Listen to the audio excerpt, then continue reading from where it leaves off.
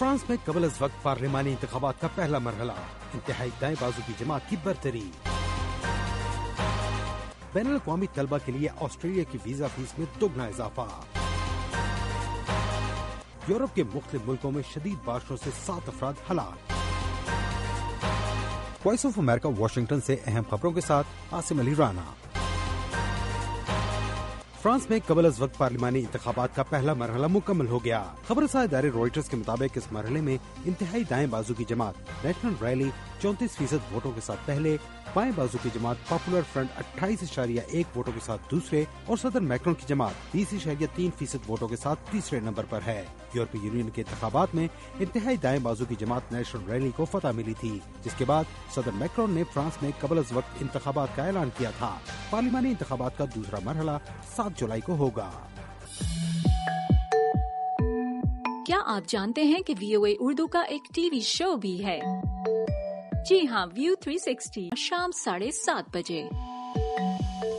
اقوام متحدہ کے سیاسی امور اور امن سازی کی معاون سیکرٹری جنرل روز میری ڈی کارلو نے دوحہ میں بین الاقوامی برادری اور طالبان کے نمائندوں کے درمیان ہونے والے پہلے اجلاس کو نتیجہ خیز آغاز قرار دیا ہے۔ انہوں نے کہا کہ افغانستان کے عوام کی مدد کے لیے عملی اقدامات کی منتظر ہیں۔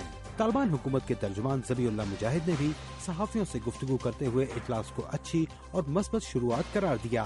انہوں نے کہا کہ شرکاء افغانستان کی حمایت کے لیے تیار ہیں اور انہوں نے افغانستان کی مدد کا وعدہ بھی کیا ہے۔ ذبیح اللہ مجاہد نے کہا کہ بین الاقوامی برادری کو جو تحفظات ہیں، افغانستان اپنے معاشرے میں ان خدشات کو دور کرنے کی کوشش کر رہا ہے، لیکن اس کے لیے وقت درکار ہے۔ طالبان حکومت کے ترجمان سے جب لڑکیوں کی تعلیم کے مسئلے پر سوال ہوا تو انہوں نے کہا کہ یہ مسائل دباؤ سے حل نہیں ہوں گے۔ ان کے بقول دباؤ سے افغانستان کے لوگ بھی متاثر ہوتے ہیں۔ آسٹریلیا نے بین الاقوامی طلبہ کے لیے ویزا فیس دگنی سے بھی زیادہ کرنے کا اعلان کیا ہے۔ خبر رساں ادارے روئٹرز کے مطابق آسٹریلوی حکومت نے مائیگریشن پر قابو پانے کے لیے یہ سخت اقدام اٹھایا ہے۔ 1 جولائی سے بین الاقوامی طلبہ کے لیے آسٹریلیا کی ویزا فیس 710 آسٹریلوی ڈالر سے بڑھ کر 1600 آسٹریلوی ڈالر کر دی گئی ہے۔ اس کے ساتھ ساتھ وزٹ ویزا اور عارضی گریجویٹ ویزا پر آنے والوں کے لیے اسٹوڈنٹ ویزا کی درخواست دینے پر بھی پابندی ہوگی۔ آسٹریلوی وزیر داخلہ کلیئر اونیل کا کہنا ہے کہ یہ تبدیلیاں ہمارے بین الاقوامی تعلیمی نظام کی سالمیت کو بحال کرنے میں مدد کریں گی۔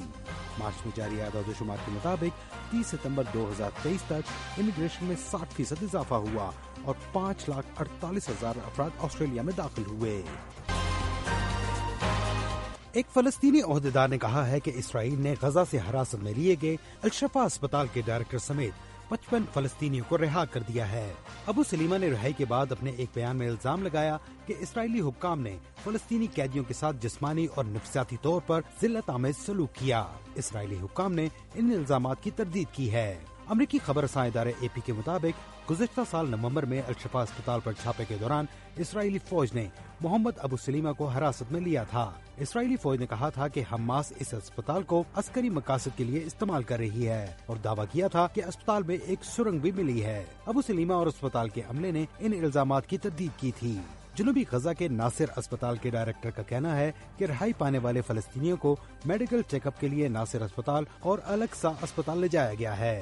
اسرائیل نے حماس اور دیگر عسکریت پسند تنظیموں پر اسپتالوں میں پناہ لینے کا الزام لگایا ہے۔ یہ وائس آف امریکہ واشنگٹن ہے۔ فرانس، سوئٹزرلینڈ اور اٹلی میں شدید بارشوں اور طوفان کی وجہ سے مختلف حادثات میں 7 افراد ہلاک ہو گئے۔ فرانس میں تیز ہواؤں کے باعث کار پر درخت گرنے سے 3 افراد ہلاک اور ایک شدید زخمی ہوا۔ سوئٹزرلینڈ میں سیلاب اور لینڈ سلائڈنگ کے مختلف واقعات میں 4 افراد ہلاک جبکہ 2 لاپتہ ہو گئے ہیں۔ تینوں یورپی ممالک میں سیلاب اور لینڈ سلائڈنگ کے باعث سینکڑوں افراد کو محفوظ مقامات پر منتقل کیا گیا ہے۔ خراب موسم کی وجہ سے امدادی کاموں میں مشکلات کا سامنا ہے اور بجلی کا نظام بھی متاثر ہوا ہے۔ وائس آف امریکہ واشنگٹن کی اردو سروس سے خبروں کا یہ بلیٹن اب ختم ہوتا ہے۔